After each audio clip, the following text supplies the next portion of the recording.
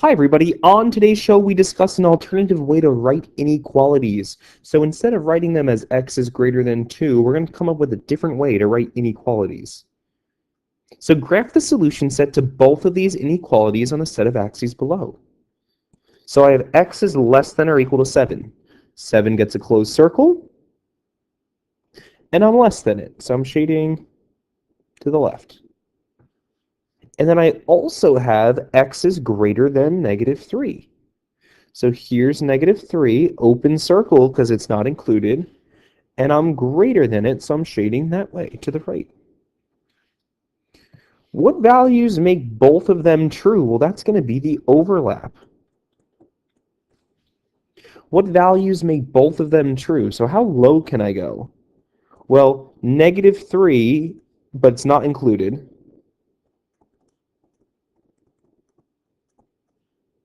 All the way up until 7, which is included. So the way that we're going to write this is we're going to say x is trapped between negative 3 and 7. I can't be negative 3. X is bigger than negative 3. Read that way. Negative 3 is smaller than x, which is less than or equal to 7.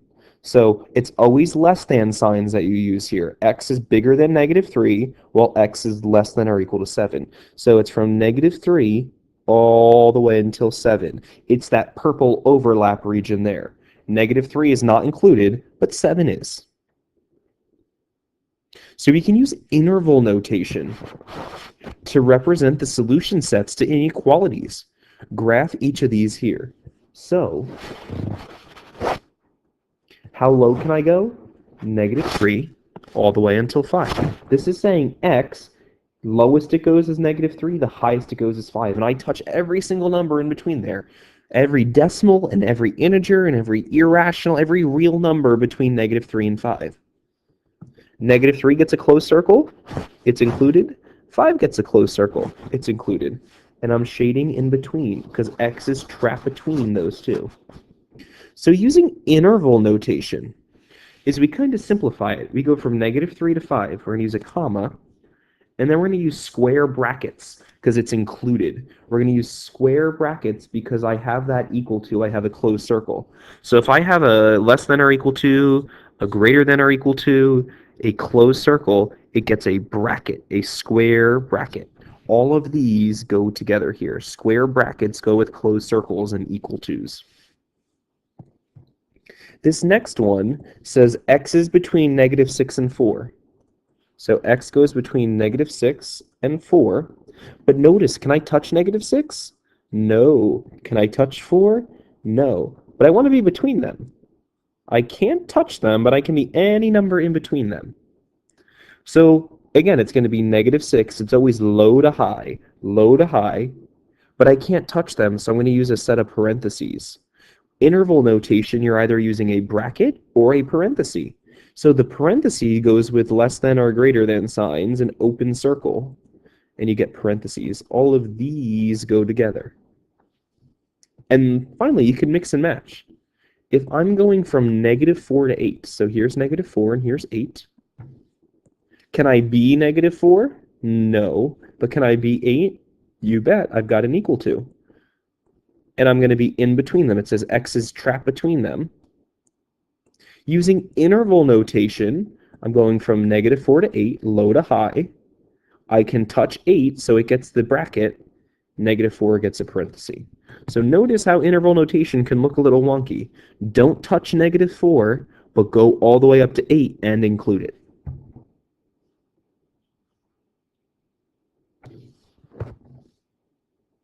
Graph each inequality as a ray and write the inequality using interval notation. So I have x is bigger than 4. Here's 4, 5, 6, 3, 2. Of course, all those are equally spaced out there. You just aren't seeing them right. Let me fix that. So negative 4. Negative 4 gets a closed circle, and I want to be bigger than it, so I'm shading to the right. Notice this one never ends. So how low do I go? 4. How high do I go? Well, it goes on forever, so we're going to put an infinity there. 4 is included. 4 gets a bracket because I have a closed circle there. Infinity is not really a number. You can never touch infinity, so we're going to put a parenthesis around that. Infinity always gets a parenthesis. Always, always, always. Let's graph the next one. X is less than 5. So here's 5, 6, 7, 4, 3. 5 is not a solution, so it gets an open circle. And I'm less than it, so I'm going to shade to the left. So how low, remember, interval notation goes low to high. How low can I go here? Well, it goes on forever to negative infinity. How high do I go? 5. 5 gets a parenthesis because it's open. Infinities always get parentheses because they're not really numbers. It's an idea that I can get really, really, really negative, or I can get really, really, really positive. One more. Negative 4 is less than x. I hate the way that looks. X is bigger than negative 4. If I graph that, here's negative 4, negative 3, negative 2, negative 5, negative 6. Okay. And I want to be bigger than that. So negative 4, not included. And I want to be bigger than it. So to the right. How low can I go? Well, basically negative 4, but I can't touch it, so it gets a parenthesis. How high can I go? On forever, so that's infinity. So interval notation, it's always lowest to highest, and then you have to decide, do I want a bracket or a parenthesis? State 3 numbers in this interval, 0 to 3. Notice, sorry, that is not 0, that is number 1. 1 to 3. So 1, not included. I have a parenthesis, so that gets an open circle. I can't touch 1, but I can touch 3, so that gets a closed circle. What numbers are in this interval? Remember, this is every number from 1 to 3. Well, 2 is. 3 is included. 2.5, 2.75, 1.01. This is a little bigger than 1's included. 1.9. There's lots of numbers in this interval that are both integers, rational, and irrational. There's lots of numbers you can put in here. I can't touch 1, but I can go all the way up until 3. Write an inequality for each of the solution sets shown below. So here I'm going from negative 5 up until 3. So my x is trapped between negative 5 and 3. X is bigger than negative 5 and bigger than or equal to 3. Always use less thans when you write like this. And notice this is a closed circle, so it got the equal to. That's not included. It didn't get the equal to. Write it in interval notation. So this is negative 5 comma 3, bracket for the 3, parenthesis for the negative 5. I don't want to touch the negative 5. Let's look at the next one. 5, 6, 7, negative 8 to 2. X is trapped between negative 8 and 2. Can I touch negative 8? No. Can I touch 2? No. X is bigger than negative 8. X is less than 2. I have to be both of those. I'm trapped between there. So using interval notation, low to high, not included, not included. And the next one, I've got negative 1. Do I ever stop? No, it goes on forever. So my x's are bigger than or equal to negative 1. Notice I have the equal to because I have a closed circle. So interval notation, how low do I go? How far left can I go? Negative 1. Do I ever stop? No, it goes on forever, infinity. Bracket for the negative 1, parenthesis for the infinity. Closed circle equal to bracket. Closed equal bracket. One more. 0, 1, 2, negative 3.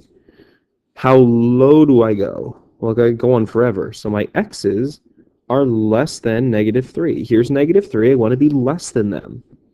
So using interval notation, how low do I go? Negative infinity. That's how low. It goes on forever. How high does it go? Negative 3, but don't touch it, and you can't touch infinities.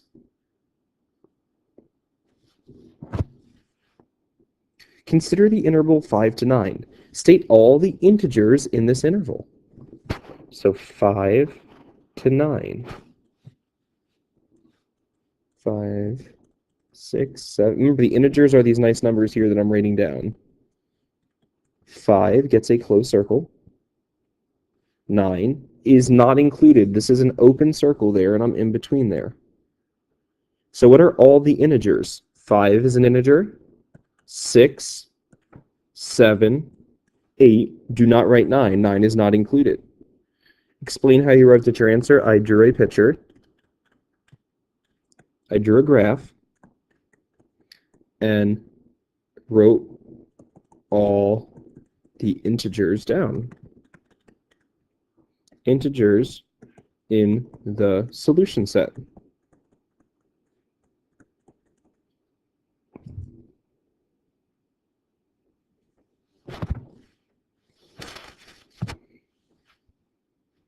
Number 6, solve both of the following inequalities and graph their solution sets on the same number line.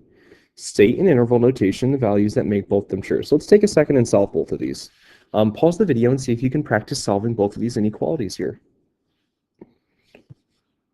So I need to distribute negative 5x minus 30. I'm going to add 8x. Negative 21 is less than or equal to 3x minus 30. Add 30. 9 is less than or equal to 3x.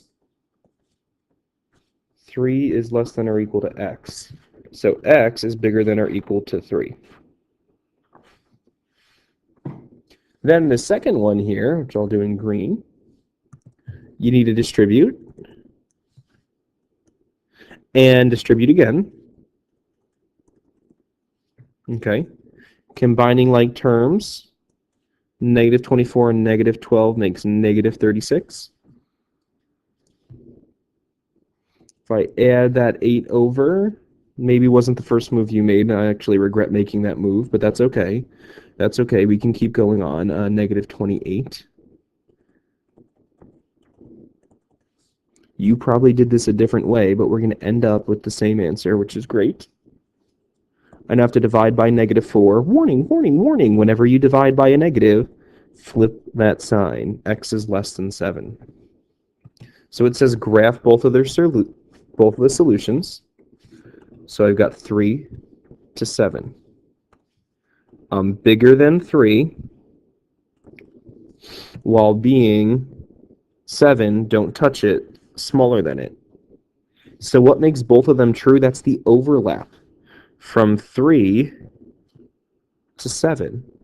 So this is 3 bracket to 7 parenthesis. That's my answer. Any number in there makes both of them true.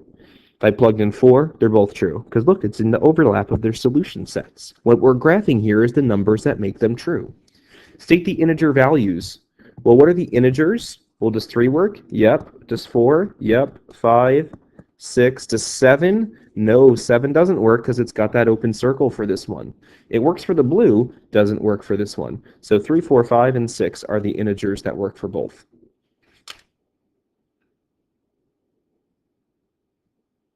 I'll see you in the next lesson, which will actually be in the next unit. So that was Unit 1. That was our equations and inequalities unit. Hopefully this was a good review / learn some new things just to get us set up for the rest of the year. See you in Unit 2.